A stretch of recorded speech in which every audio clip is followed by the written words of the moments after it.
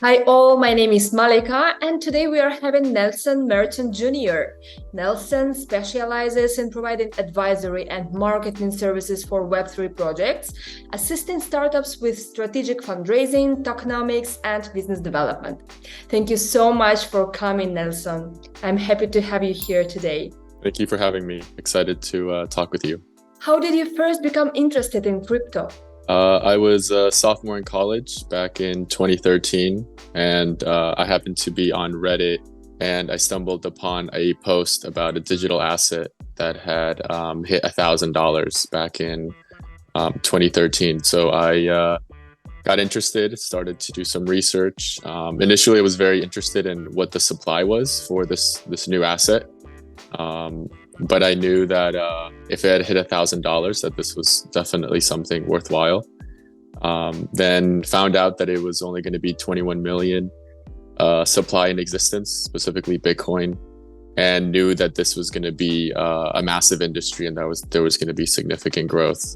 So I got into the space, doing mostly research on my own back then as a sophomore in college, and really I think it was a way to escape the monotony of being in college, and really trying to find a way out of I guess just graduating, finding a job, and just like continuing with what seemed to be just part of the system. So it was almost a way of me to rebel, and crypto was a way for me to kind of explore the potential of kind of getting outside of the system. Thank you. Such a nice story. Usually, and it's different. Usually people say that they have a friend who was talking about crypto and Bitcoin, and then they were started be interested in. But yeah, what are the key differences between Web 2 and Web 3 technology? I think the major difference is ownership.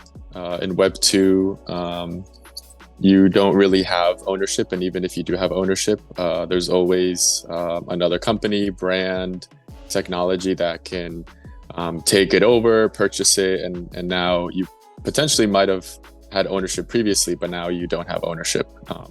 So with Web3, you do have ownership, or at least you have the tech capabilities to have ownership over whatever it might be, whether it's NFTs, loyalty points, the list goes on, but there's the tech capabilities to actually have ownership, which I think is the most important part.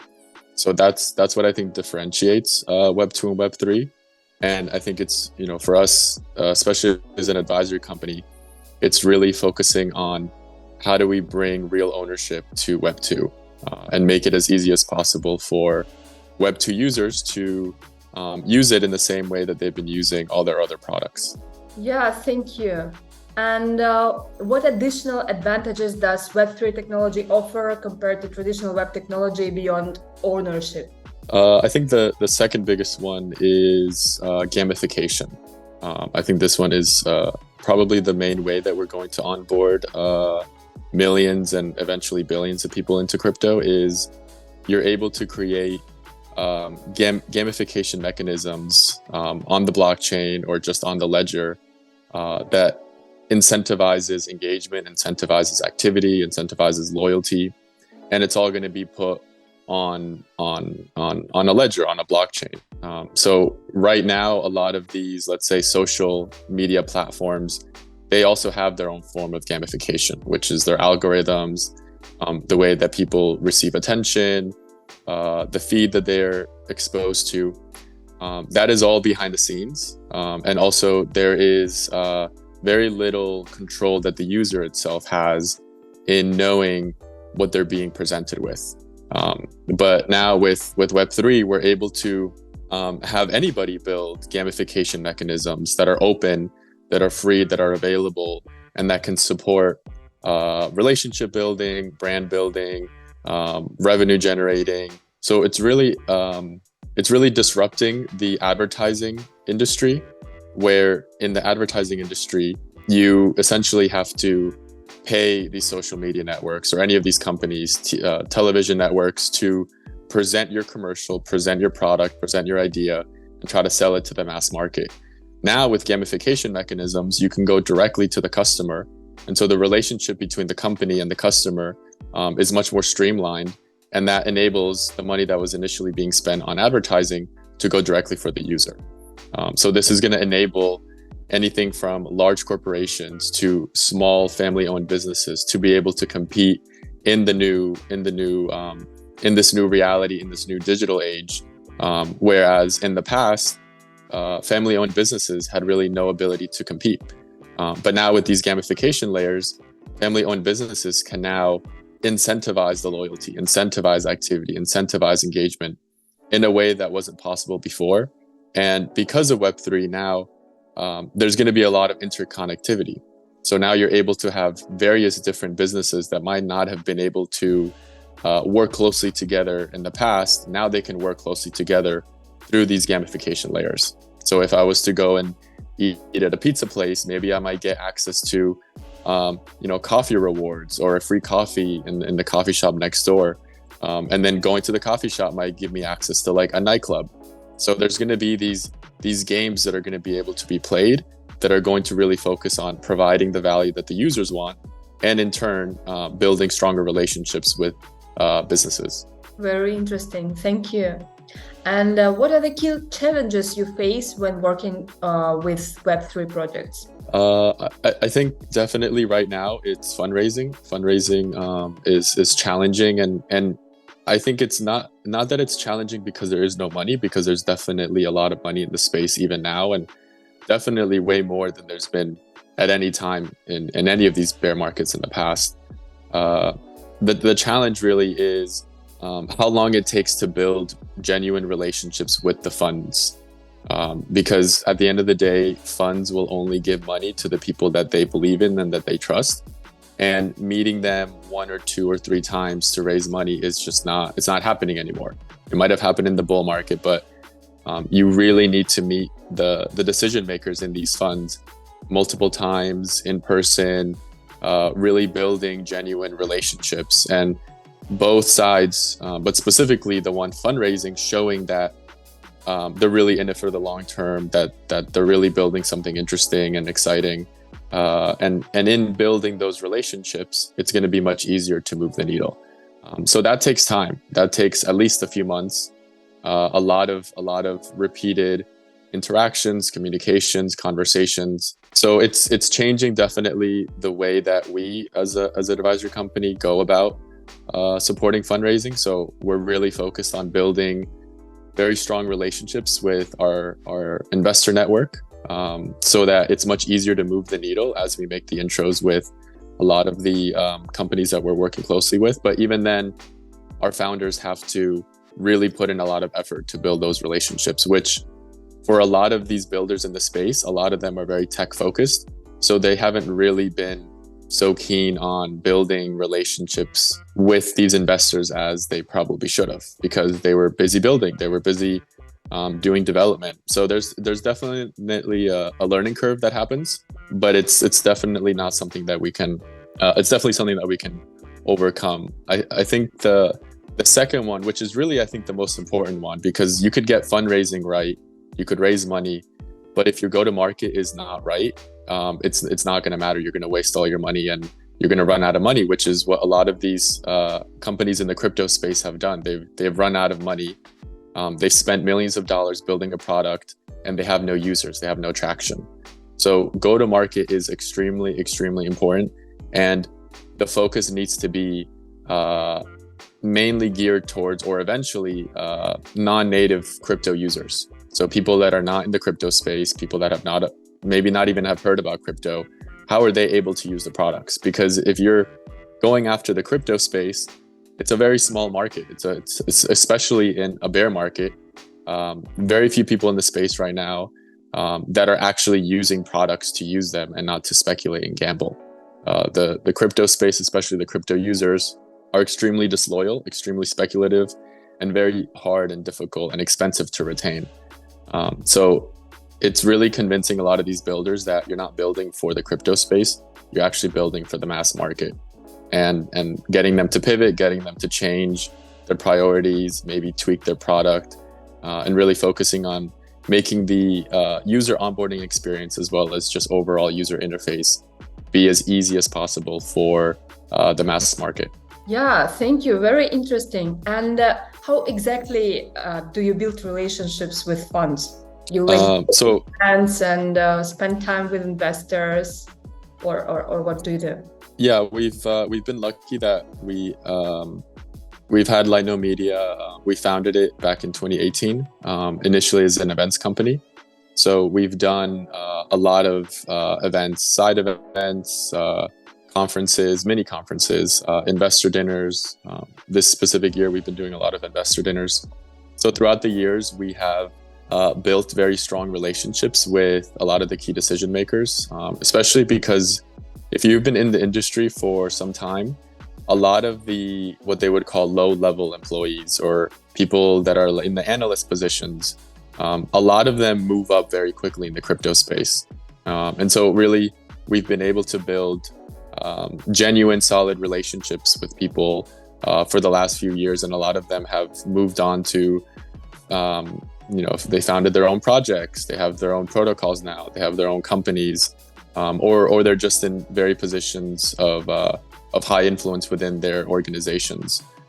So that has enabled us to really strengthen our ability to support the projects that we work with on both the partnership side, fundraising, integrations, go to market. But more recently, it's very important to go to these conferences. A lot of builders in the space, there's a big segment that say that conferences are a waste of time and it's all just parties and receptions. And while yes, there's obviously a lot of parties and it's a lot of fun for sure. It's extremely valuable, especially if you are in a lot of these more exclusive events, which takes time to get into. But if you're able to get into these events, you're able to connect with very high level people, very interesting people.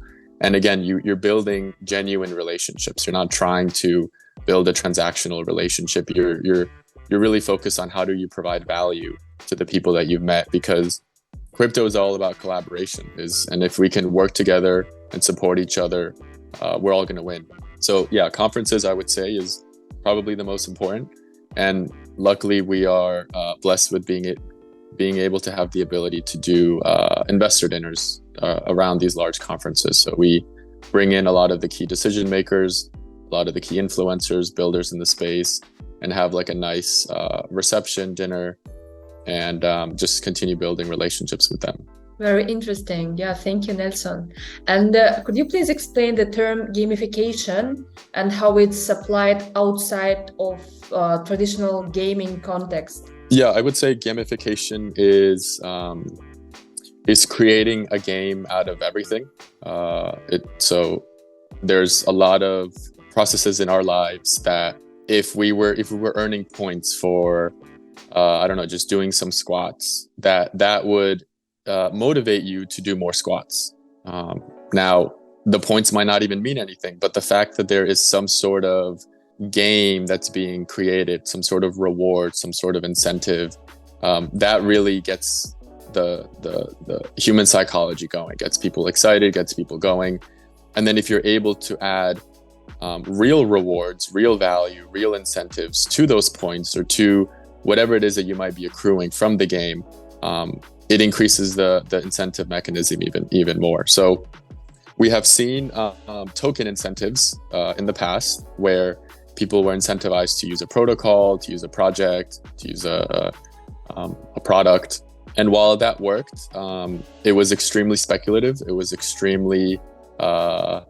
it was not building the loyalty that these products and protocols thought that they were building. What they were just doing was giving essentially quote unquote free money to the people that were playing these games.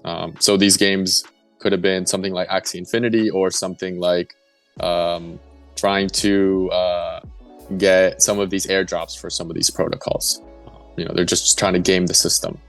But I think what we've learned now is that it's not about how much money you are incentivizing people to use a product or to use a protocol. It's about what the value is behind that incentive. So I can give you $100 and you could go and run off with the $100 and spend it and never come back. Or I can give you, a free coffee and then you could go run, get the free coffee, and then I could give you another free coffee. And I think the key is what value is being given to the user. So if you're giving them cash or if you're giving them tokens, there's going to be no real loyalty that is being able to be created. But if you're giving them the ability to build a relationship with a business or with a brand, and it's really improving their life to some degree, it doesn't even have to be anything significant. They're going, the human is going to appreciate that. They're going to enjoy that. It could be something as small as 50 cents, $1. It doesn't really matter. It's the fact that something as simple as receiving a free slice of pizza, something that's very low cost, not very expensive, that's building a relationship with the user that they're going to want to come back to, whether it's the company, the protocol, the platform, whatever app that might be. There's now a game. And so they're going out there, getting the benefit of getting a free slice of pizza, and then they're hit with a notification to get a free drink or to get another free slice of pizza. And so it's really building these loyalty mechanisms that gets people to come back to your platform or to your app or to whatever ecosystem you have. And as you keep repeating that in the same way that like the social media platforms work, you're training essentially the human to keep coming back. Now in crypto, a lot of people want to evolve from kind of what, let's say, social media networks have done in terms of like the dopamine rush and all of that. And I think we should actually learn from what they've been able to do, learn from the fact that they've been able to convince people to spend hours and hours every single day posting their content, giving their energy basically for free. They're not getting paid for any of it. How do we take what we've learned from these social media networks and bring it into actually improving the lifestyle of the human being?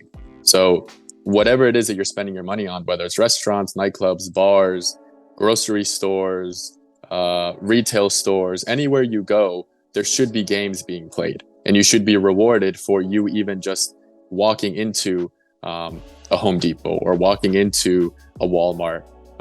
And companies want that. They want to build these games with their users. That's why we have these loyalty reward programs. That's why we have all these discounts, incentives. It's a massive industry, but it hasn't been connected yet. It's all very fragmented. Nobody's really working together. Everybody's trying to do their own thing.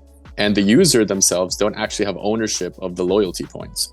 And so what we see in Web3 and specifically gamification is being able to gamify your whole life and being able to reward you for just being you and for being a consumer. Because at the end of the day, what in a capitalist society, what you want is to get your citizens to just consume. Now, you're going to consume regardless, but what we want is to incentivize consumption in a way that is beneficial for the individual, not beneficial for the companies, for the brands. Now, they're going to benefit from it, but how can it be beneficial for the user themselves? So if you want to be healthy, there can be a game to be healthy. If you want to be fit, there will be many games to be fit. If you want to be spiritually enlightened, there's going to be games for that. Now, you as the human, as the individual, are going to be able to choose the games that you want to play. And so I really see gamification being a major driver in the adoption of the crypto space and really bringing value to a lot of these protocols that are really not providing any value. And we're seeing that in this bear market where there's no users. There's no users after hundreds of millions of dollars, billions of dollars spent building out these ecosystems, and nobody's using them. And it's because you have tech people building for tech people. You don't have tech people building for the mass market. And so us as an advisory company, we're really moving the needle and talking with these decision makers, talking with these protocols, the projects that are building now in the bear market, to make sure that the priorities are aligned to the mass market, as opposed to kind of what we've been seeing for really since the inception of crypto. Wow. Yeah. Thank you so much. Such a great answer. And could you please maybe share some recent examples of gamification marketing campaigns that were successful? Because we all know like Stepan and this stuff, but maybe something new that is not that common yet. Yeah, I would say a lot of them have really fallen flat. And I think it's mainly because there's still a miscommunication between the crypto space and general Web2 brands, companies. Web2 brands, companies, which are just the stereotypical brands that are out there, are very interested in crypto. They're just very risk averse. They're willing to take some risk, but they're not willing to go all in. And um, and that's I think been the biggest challenge, is that you need to not necessarily push your whole company into the space, but when you do campaigns, when you do activations, you have to go all in. Like, you have to really really take the risk, because they're trying to take the risk, but they're not really taking the risk. So an example is 7-Eleven had, I think every year they have like a national Slurpee day, where they provide, if I'm not mistaken, either very cheap Slurpees or almost free Slurpees. And so they did a campaign to do NFTs for their Slurpees. So they had like 100,000 Slurpees that you had a QR code on the Slurpee itself that basically got people to scan the QR code and receive an NFT. They sent out 100,000 of these Slurpee cups around the nation, and just a few thousand Slurpees were claimed. I think it was like 2,000 or something, 1,000 or 2,000. Very, very, very horrible conversion rate for something that was supposed to be significantly larger. I mean, you would think it would be at least 10 to 20,000 people that would have minimum just scanned the QR code. I mean, people weren't scanning the QR code. So that was mainly because 7-Eleven was not willing to take the full risk. And now, why were they not willing to take the full risk? Well, when you scanned the QR code, you were sent to some random website that had been made specifically for this campaign. You weren't sent to their 7-Eleven app. You weren't sent to their main website. And so immediately there's a fragmentation that exists. And so there's obviously going to be alarm bells that ring for a lot of these customers that are like, what is this random website? I'm not going to sign up. Maybe the information that you had to put in was like too much. So I'm pretty sure a lot of people did actually scan the QR code, but the onboarding mechanism was off-putting, and so they left. And 7-Eleven was not willing to integrate the whole campaign and the NFT integration in their app.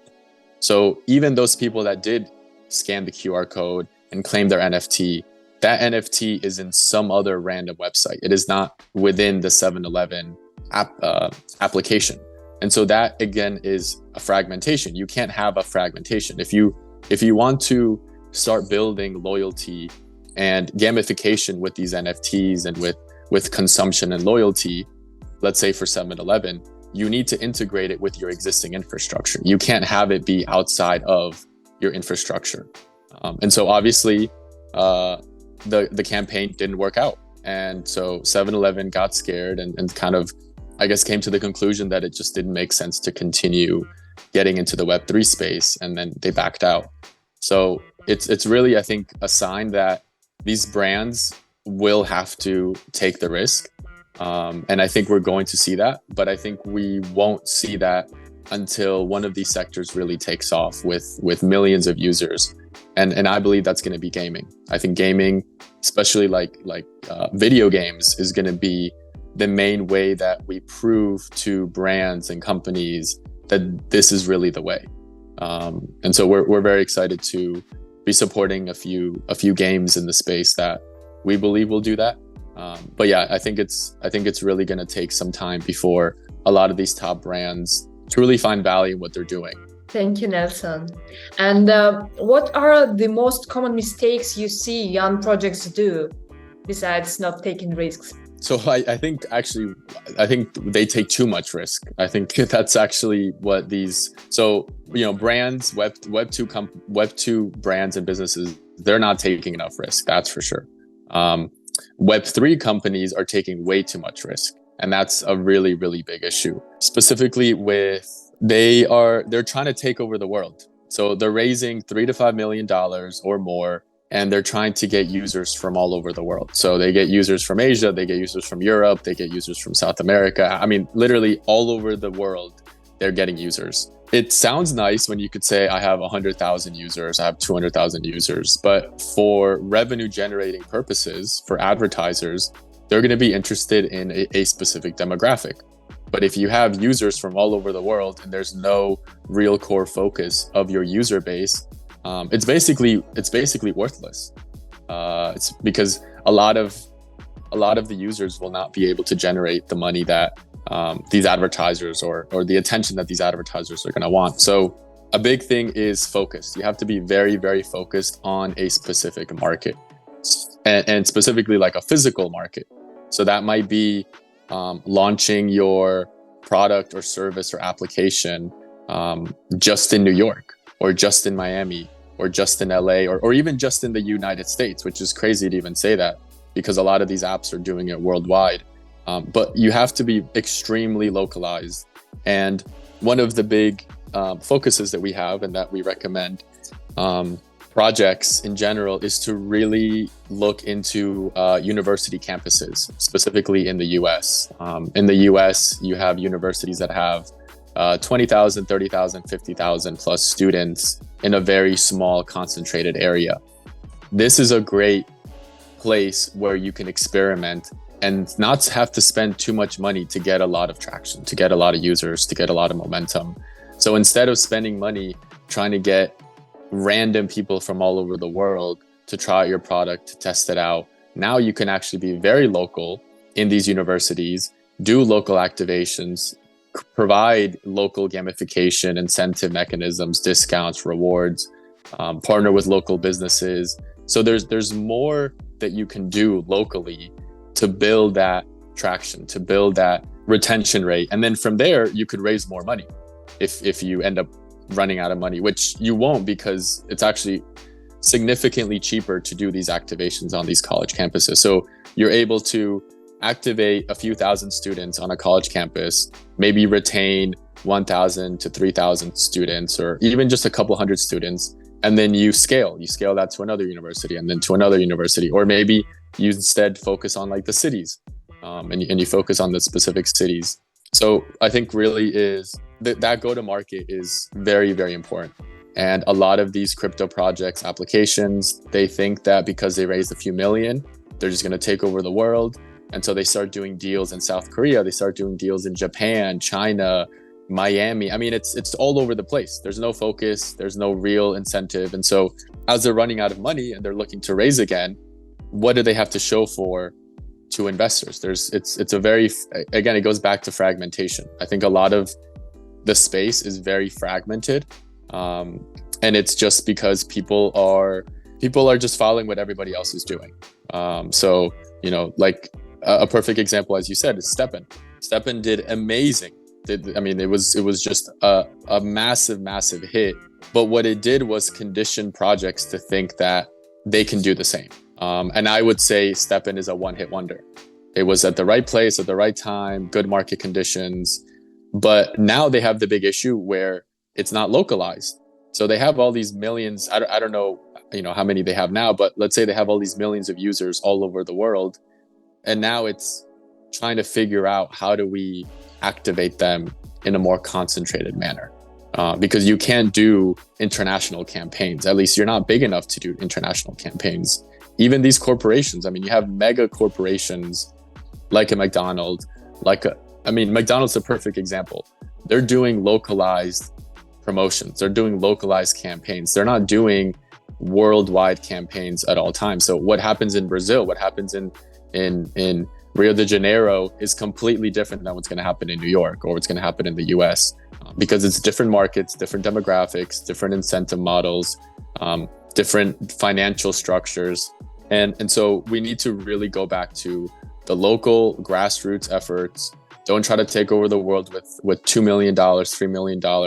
Focus on very concentrated markets. I would recommend definitely universities. And then go from there, build your traction, get your user base. If you're not able to build a traction and user base in these universities, then you're not going to be able to build it nationally or internationally. I think it's really having these crypto founders swallow their ego, swallow their pride. I think a lot of people are completely lost in this belief that they want to be a billionaire overnight, or be worth hundreds of millions of dollars overnight launching some random project. And it takes time. It's not going to happen overnight. A lot of these people that have made a ton of money, as we saw with like Three Arrows Capital, people can make a lot of money. You can make a lot of money overnight in crypto, but can you actually retain it? Can you actually hold it? And as we've seen in the crypto space, if you do it very quickly, it's going to be very, very difficult to actually maintain and retain that money. But if you put in the work, put in the effort, and you consistently are showing up every day, and you're being realistic about where you're going and what you're doing, the money's going to show up. The money's going to come. It's going to have longevity to it, as opposed to a lot of people that are just trying to make a quick buck and the money goes as quickly as it comes in. Thank you, Nelson. And what excites you most about the future of Web3 technology? I think it's the ability for small businesses to be able to compete with the large mega corporations. That's been, I think, a real pressing issue all over the world, but I think definitely just personally in the US, where a lot of these small businesses are really having a very difficult time competing with the big brands, the big stores, retail. And I mean, we're seeing kind of like a great example is like Shein, a fashion brand out of China that manufactures really cheap clothing. We don't know how they make the clothes. The quality of the fabric is very bad. We don't know the chemicals that they put in these clothes, and people are wearing it not knowing the quality of these clothes, but because it's so cheap, they're willing to basically ignore why it is so cheap and just continue wearing it. Now, how do we incentivize people to not go and buy cheap Chinese clothing, but actually buy locally homegrown, 100% organic cotton clothing that the cotton might have come from Alabama and the manufacturing plant might be like in upstate New York and they're selling it online? How do you compete with a Shein? It's very, very difficult right now to compete with these very large mega companies that a lot of them are supported by various governments. And so the future definitely looked grim. Even when I was in crypto, the future looked very grim. But now, as I dive deeper into gamification, as I understand the fact that all these loyalty programs will be in the crypto space, and as I start seeing that the ability for businesses to collaborate, to communicate together through crypto, through point systems, we're very bullish on point mechanisms, which points are going to be the thing. Points are going to be the currency of these gamification layers. So it's going to be, instead of being rewarded in let's say dollars, you're going to be rewarded in points. So let's say I get my clothing from a local small business. I would be able to start earning points for using them, maybe get some discounts, maybe get some rewards. And that specific clothing store will probably work closely with other different participating local businesses. It could be grocery stores, it could be restaurants, could be, as I mentioned before, bars, nightclubs, other clothing stores. And so now these points are going to be able to be used in these other participating businesses, or there's going to be easy collaboration between them. So as I am spending my money in this local business, I am also being incentivized to go to another local business or to continue providing my business to this specific local business through these gamification mechanisms. And so instead of going to, let's say, Shein and spending $100 on like 10 different pairs of clothes, I'm going to go to this local business where I might spend less, I might get less clothing, but there's a real loyalty that has been built. And humans really value that. We really value the local loyalty that we have with businesses. And that's something that I think we've lost in the last probably decade or so, where in the past, like our fathers, grandparents, they would go to the same restaurants and they would know the owners, they would know the family, there was a really strong connection with the local businesses that they frequented. They knew the bakeries, they knew, the butcher shops. Nowadays, especially in the US, like we're going to Whole Foods and yeah, we might know the butcher, but the connection is not the way that it used to be.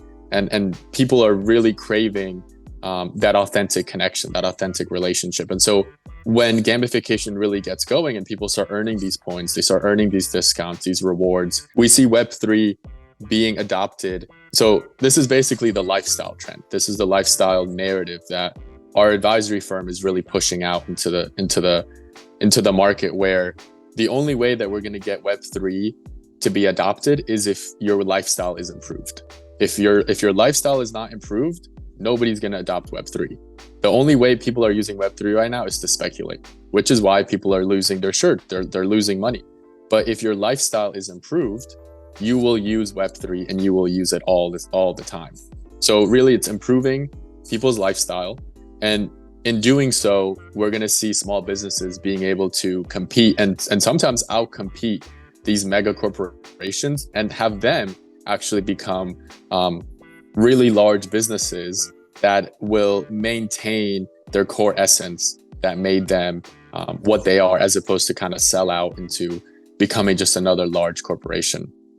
So that's, I think, very exciting that crypto can really be the solution for, I think, a lot of problems and misaligned incentives that we've seen currently in society. Wow. Yeah. Thank you so much, Nelson, for all the information you shared.